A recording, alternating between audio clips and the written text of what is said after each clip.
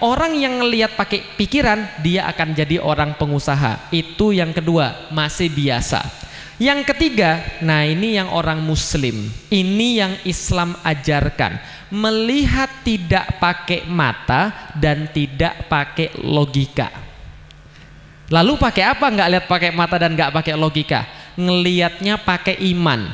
Contoh, nih saya kasih tahu Bapak Ibu sekalian. Saya cerita ya. Mau saya cerita? Boleh saya cerita? Kalau nggak boleh saya balik aja. Saya cerita Bapak Ibu sekalian. Suatu hari bayangkan Bapak Ibu sekalian, ini kan di daerah Kebumen ya, daerah Gombong, Kebumen, Jawa Tengah, subur. Sekarang saya minta Bapak Ibu bayangkan bukan di Kebumen, tapi Bapak Ibu bayangkan Bapak Ibu hidup di daerah Arab. Pernah ke Arab? Belum pernah ke Arab? Belum? Madinah, Mekah belum? Oke, kita aminin, semoga yang aminin semoga nanti bisa ke sana. Amin. Arab itu Bapak Ibu sekalian, itu tanahnya semuanya batu, nggak ada sama sekali tanaman di sana. Kalaupun ada pohon satu, pohon kayak begini, itu di bawahnya harus ada sprinkler yang ngairin terus sampai kemudian setiap hari supaya dia bisa tumbuh. Yang lain nggak bisa tumbuh sama sekali, tandus, kering kerontang. Dan waktu itu tahun 700-an, tahun 600, tahun 700-an, tahun yang lama banget. Belum ada mobil, belum ada becak, yang ada cuma unta sama kuda sama keledai yang jadi metode transportasi. Coba bayangkan baik-baik. Dalam kondisi seperti itu, tiba-tiba ada seseorang pagi-pagi kemudian ngomong begini sama Bapak Ibu sekalian, ngomong begini, semalam nih saya didatangi malaikat, kemudian dibedah jantung saya, dikeluarin jantungnya. Setelah dikeluarin jantungnya, maka jantung saya disiram pakai air zam-zam. Setelah disiram pakai air zam-zam, maka dimasukkan lagi jantungnya ke dalam. Makasih. Setelah dimasukin jantungnya ke dalam, maka dielus seolah-olah tidak ada lagi luka. Jantung saya sudah dibersihkan pakai air zam-zam. Setelah itu saya dibawa untuk melihat satu hewan yang sangat indah yang tidak pernah saya lihat sebelumnya. Dia lebih besar daripada keledai, lebih kecil daripada kuda. Dia punya dua bentangan sayap yang sangat indah. Dan saya naik ke atas binatang itu, kemudian dipandu satu kepak, dua kepak, tiga kepak. Saya melihat Masjidil Aqsa di situ. Sampai di Masjidil Aqsa saya sholat 2 rakaat, kemudian naik ke Sidratul Muntaha, bertemu dengan Tuhan pencipta semesta alam, turun lagi ke Masjidil Aqsa, kemudian dengan binatang yang sama itu yang punya sayap tadi terbang lagi balik ke Masjidil Haram. Semua terjadi dalam waktu 1 malam. Berapa lama? 1 malam. Kira-kira kalau Anda jadi orang yang diceritain, percaya atau enggak? Ngibul, bohong, nggak mungkin. Lah kenapa nggak mungkin? Coba pikir pakai logika, coba pikir pakai akal. Jarak Masjidil Haram sampai Masjidil Aqsa itu 1123 km. Berapa? 1123 km. Seperti jarak Jakarta Surabaya. Kalau jalan kaki Jakarta Surabaya berapa lama? Mau nggak pernah ya? Kalau naik kereta berapa lama? 8 jam? Mana ada? Berapa? 18 jam saya percaya. Berapa? 12 jam ya? Berapa jam sih Jakarta Surabaya Pak? 16 jam ya. Jakarta Surabaya naik kereta 16 jam. Tapi ini jarak antara Masjidil Aqsa ke Masjidil Haram 1123 km, yang kalau berdasarkan tunggangan kuda paling cepat pada zaman itu bisa 3 bulan Pak. Tapi dia bilang berapa hari tadi? 1 malam. Siapa yang cerita kayak gitu? Siapa yang cerita kayak gitu? Muhammad Rasulullah. Isra Mi'raj. Saya diisrokan oleh Allah dari Masjidil Haram ke Masjidil Aqsa, Mi'raj ke Sidratul Muntaha, balik lagi ke Masjidil Aqsa, balik lagi ke Masjidil Haram. Semua terjadi dalam waktu 1 malam. Apa yang orang bilang kepada Rasulullah Muhammad? Kamu orang gila. Gak mungkin. Logikamu kemana? Otakmu kemana? Akalmu kemana? Gila. Maka Rasulullah dikatakan orang gila. Tapi kalau orang mukmin percaya nggak? Orang mukmin percaya nggak? Cerita itu diceritain kemana-mana. Langsung seluruh orang Arab mendadak bilang Muhammad gila karena cerita seperti ini. Tapi tatkala itu dikatakan kepada Abu Bakar As-Siddiq, maka Abu Bakar As-Siddiq berkata pada orang yang menceritakan, saya tetap percaya. Kenapa? Karena yang cerita adalah Muhammad Rasulullah Sallallahu Alaihi Wasallam. Yang bercerita adalah Nabi besar. Maka itu pasti merupakan sebuah kebenaran. Ini salah satu yang bisa kita lihat. Walaupun tidak bisa pakai mata, walaupun gak kepikir dengan logika, tapi ini adalah sesuatu yang terjadi atau tidak Bapak Ibu sekalian? Terjadi walaupun gak bisa dilihat pakai mata tadi. Nah, ini yang pertama, yang tidak bisa dilihat oleh mata. Contoh lagi misalnya Bapak Ibu sekalian, kalau kalimat syahadat kita apa kalimat syahadat? Asyhadu an la ilaha illallah, lanjutannya wa asyhadu anna Muhammadur Rasulullah. Sekarang saya tanya, siapa di sini yang sudah bisa ngelihat Allah? Siapa yang bisa ngelihat Allah? Kalau ada yang bisa ngelihat Allah berarti Anda sesat Bapak Ibu sekalian. Karena seluruh manusia itu tidak bisa melihat Allah. Hatta Nabi Musa saja tidak bisa melihat Allah. Tapi percaya nggak sama Allah? Yakin? Ibadah di dalam Islam, akidah di dalam Islam tidak bisa dilihat oleh mata. Allah misalnya tidak bisa dilihat oleh mata. Ini salah satunya. Contoh misalnya, Bapak Ibu sekalian, saya masuk Islam tadi tahun berapa tadi? 2002. Umur saya berapa Bapak Ibu sekalian? 18 tahun. Saya dibesarkan di Palembang Bapak Ibu sekalian. Saya dibesarkan di Palembang. Saya dibesarkan insya Allah dalam keluarga yang berkecukupan. Ini bapak saya hadir di sini, namanya Pak Iwan. Beliau direktur daripada PT Biotis. Ini bapak saya. Oh, sudah muslim belum? Doakan aja Bapak Ibu sekalian. Amin gitu kan. Nah, jadi saya dibesarkan dalam keluarga yang berkecukupan. Saya dibesarkan dalam keluarga yang nggak miskin Bapak Ibu sekalian. Dan saya sekolah di IPB. Pertanyaan saya Bapak Ibu sekalian, menurut Bapak Ibu sekalian, apa yang membuat saya kemudian masuk dalam Islam? Oh, justru itu yang mau saya tanyain gitu kan ya. Apa yang membuat saya masuk dalam Islam? Kira-kira saya cari duit untuk masuk dalam Islam Bapak Ibu sekalian? Sorry, saya nggak nyari duit karena saya sudah berkecukupan dengan duit. Bahkan sampai sekarang, kalau saya cari duit, saya lebih baik nggak usah dakwah, lebih baik dagang Bapak Ibu sekalian. Betul begitu? Betul begitu? Betul, karena dagang dapat duit lebih banyak daripada ngisi. Gitu kan ya? Nah, maka ketika saya masuk Islam, saya nggak nyari duit Bapak Ibu sekalian. Saya nggak nyari ketenaran, karena saya nggak suka dengan ketenaran. Loh, kok masuk TV? Terpaksa masuk TV Bapak Ibu sekalian. Sekarang saya terpaksa masuk TV. Nah, artinya kemudian saya tidak nyari duit, saya tidak nyari ketenaran, saya tidak nyari apapun. Jadi kalau kita lihat pakai mata, justru yang lebih miskin sekarang orang non muslim atau muslim? Muslim. Yang lebih banyak nggak sekolah non muslim atau muslim? Yang lebih banyak nggak makan non muslim atau muslim? Yang keinjek-injek ketika berebutan BLSM lalu mati itu muslim atau bukan muslim? Muslim. Yang jadi pengemis-pengemis di jalan? Muslim. Kalau saya mempertimbangkan semua itu, yang saya lihat pakai mata, saya nggak bakal masuk Islam. Kalau saya cuma ngelihat pakai mata, saya nggak bakal masuk Islam. Tapi kenapa saya masuk Islam Bapak Ibu sekalian? Karena saya berhasil mengetahui bahwa Islam adalah perkara yang bukan dilihat oleh mata. Bukan kemudian dilihat oleh logika, tapi percaya pada keimanan bahwa Al-Quran adalah satu-satunya kitab yang bisa dibuktikan dengan akal manusia. Karena itu saya masuk Islam.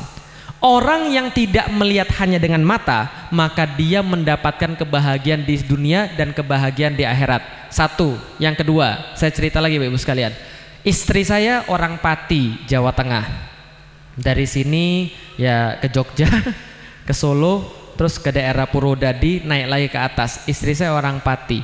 Lahirnya itu di daerah Kota Pati. Kota Pati tahu ibu-ibu sekalian? Tahu ya? Sudah pernah ke sana? Sudah pernah. Ada yang sudah pernah, ada yang belum. Tempatnya kira-kira lebih besar ke Kebumen atau Pati kira-kira? Lebih besar Kebumen, betul. Istri saya bukan di Kota Patinya, 17 km ke selatan dari Kota Pati.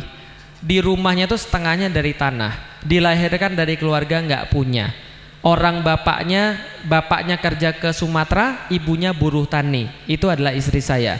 Ketika dia masih kecil, dia berpikir begini, pokoknya saya nggak mau jadi kayak orang lain. Kalau orang lain mikirnya seperti itu, dia mikirnya di luar orang lain. Melihat sesuatu tidak pakai mata. Dia pengen memperbaiki hidupnya, pengen memperbaiki nasibnya. Maka dia kemudian mati-matian minta kuliah.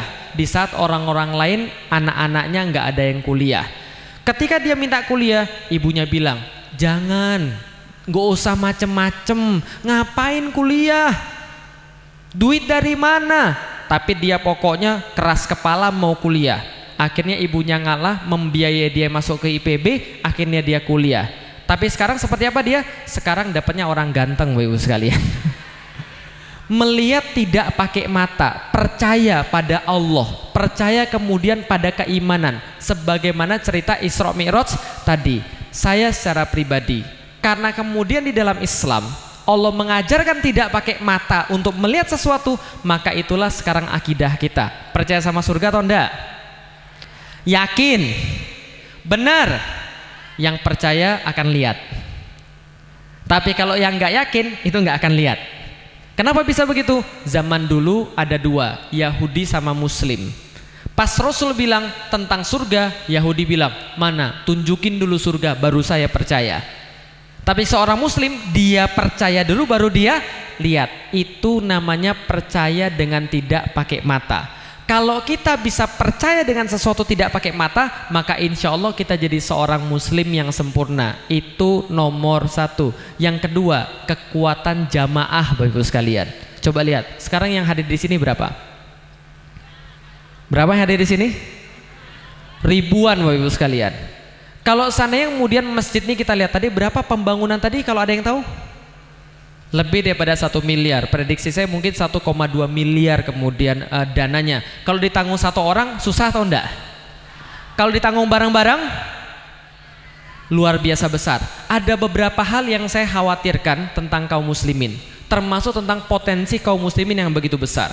Saya dan Ustadz Yusuf Mansur di Jakarta berusaha kemudian untuk memanfaatkan potensi jamaah tadi seperti apa. Coba bayangkan Bapak Ibu sekalian. Itu di Jogja Bapak Ibu sekalian ya. Di Jogja itu sudah disurvei ketika satu Jumatan, ketika mereka nyumbang di setiap masjid, kira-kira dapat berapa kira-kira? Seluruh Jogja aja tebak berapa kira-kira? 1 miliar Pak, yakin? Ada yang lain kira-kira berapa? Saya kasih tahu, 1 minggu, 1 Jogja aja, setiap masjid itu ngumpulin sekira 200 miliar. Berapa? 200 miliar dari keropak Jumat saja Bapak Ibu sekalian. Itu kekuatan jamaah namanya. Itu baru 1 Jogja. Gimana kira-kira kalau seluruh Indonesia? Banyak nggak kira-kira? Banyak. Tapi sayangnya yang kita lihat nggak begitu. Kekuatan jamaah ini tidak dimanfaatkan dengan baik. Saya kasih tahu, kalau bapak-bapak dan ibu-ibu mau melakukan apa saja, kalau berjamaah pasti bisa. Nggak percaya? Tadi Jogja tadi berapa? Seluruh Jogja tadi? 200 miliar. Saya pernah pergi ke Bali, di daerah Denpasar. Itu saya lihat di salah satu masjid, saya masih simpen fotonya sampai sekarang. Itu laporan penerimaan keropak Jumat dan saldo masjid. Tebak saldonya berapa? Kalau saldo masjid di tempat-tempat lain ada yang 1 juta, 2 juta, 3 juta. Di situ saldonya 1 miliar. Satu masjid nggak dipakai apa-apa. Sayang luar biasa. Kekuatan jamaah itu luar biasa Bapak Ibu sekalian. Sangat senang sekali kalau saya kemudian coba lihat kalau setiap Jumatan. Sebelum Jumatan ada apa Bapak Ibu sekalian?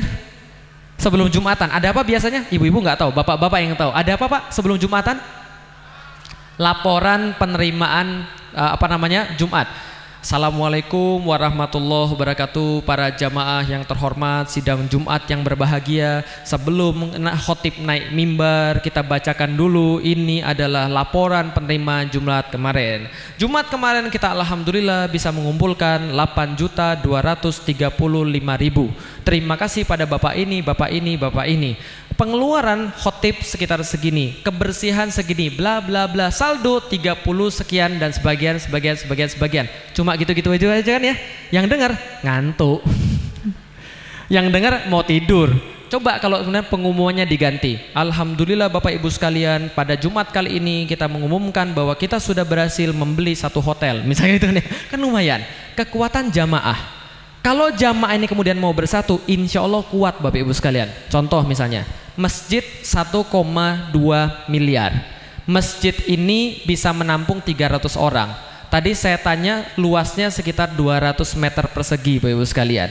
Artinya kalau seandainya kita bicara tentang 300 orang saja yang nanti akan menghuni masjid ini, insya Allah 1,2 bagi 300 berapa kira-kira? Berapa kira-kira? 1,2 bagi 300 4 berapa? 400 juta? Enggak lah. Berapa? 4 juta. Benar kan ya? Benar nggak hitungan saya? 4 juta. Berarti kalau 300 orang masing-masing nyumbang 4 juta, 300 orang ya masing-masing nyumbang 4 juta, masjid ini sudah jadi. Masjid ini sudah jadi, nggak perlu kemudian minta-minta lagi. Karena kenapa? Tadi sudah dibacakan oleh Qori. Sesungguhnya yang berhak sesungguhnya yang berhak memakmurkan masjid Allah adalah yang beriman pada Allah dan hari akhir, bukan yang lain. Yang beriman pada Allah dan hari akhir. Dan kita insya Allah orang yang beriman pada Allah dan hari akhir. Satu orang 4 juta dapat. Taruhlah gini deh, 4 juta itu kemudian dibagi 12 bulan. Maka sebulan berapa Pak? 4 bagi 12 bagi 10 deh, 400 ribu per bulan. Sekarang saya tanya, bapak-bapak beli ngerokok sehari berapa puntung? Berapa Pak? Sehari 4 bungkus Pak. Yang benar 1 bungkus. 1 bungkus harganya berapa? Hah? 1.000. Berapa? 10.000. 1 bungkus 10.000. Berarti kalau 30 hari 1 bulan berapa Pak? Berapa Pak?